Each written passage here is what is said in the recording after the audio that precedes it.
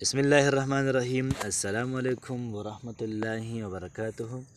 امید در به کوم چې تاسو ټول بالکل ټیک ټاک یې، د ژوند نه به مزې اخلئ.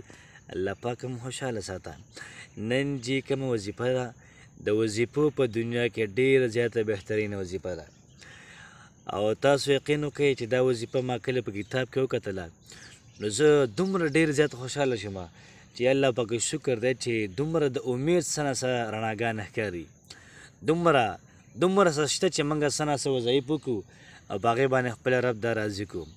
یقین تاسو ساتئ چې کله ما دا وظیفه وکتله، دومره ډېر زیات خوشحاله شوم. زه به خپل ناظرینو سره، دغه خپل اورېدونکو سره به دا وظیفه زه شیر کړم چې هغوی هم په دې باندې عمل وکړي. تاسو یقین وکئ، دومره ناشنا وظیفه ده. کم سړی چې دا وظیفه کوي، حدیث مبارک کې راځي کان حقا علی الله ان یردیه یوم القیامه. فرمایي چې کم سړی دا وظیفه کوي، د قیامت پر ورځ به الله پاک د دې سړي نه راضي وي. دا کلمات محترمو داسې دي چې کم سړی دا کلمات وایي، نو دا کلمات به د قیامت پر ورځ الله پاک به راضي کړي. دومره ډېر زیات بهترین وظیفه ده محترمو. بل حدیث کې راځي چې کم سړی دا وظیفه کوي، من قالهن دخل الجنه. چې کم سړی دا وظیفه کوي، د قیامت په ورځ به الله پاک دا سړی جنت ته داخل کړي. څومره ناشنا وظیفه ده. بل حدیث کې راغلی دی ذاق طعم الایمان، ذاق طعم الایمان. کم سړی دا وظیفه کوي، دې سړي ته به الله پاک د ایمان خوږوالی، د ایمان حلاوت ورکړي.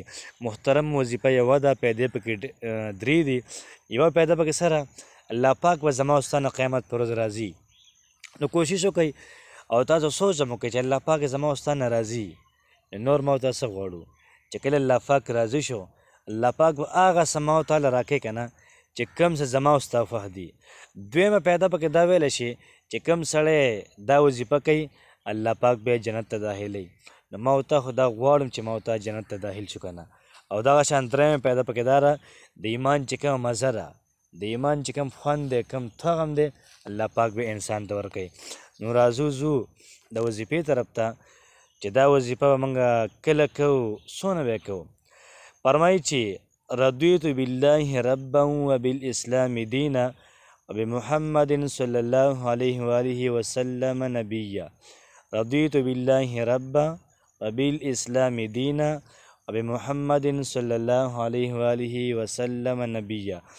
دا وظیفه چې څوک سهار او ماښام درې پیرې کوي، سهار او ماښام درې پیرې دا وظیفه وایي، نو انشاءالله العزیز الله پاک به د انسان نه راضي وي. الله پاک به د انسان جنت ته داخلوي، او دغه شان د انسان ته به الله پاک د ایمان حلاوت، د ایمان خوند ورکوي. نو کوشش دا وکړو چې دا وظیفه په خپله هم وکړو، نور ملګرو سره هم شیر کړو. السلام علیکم ورحمت الله وبرکاته.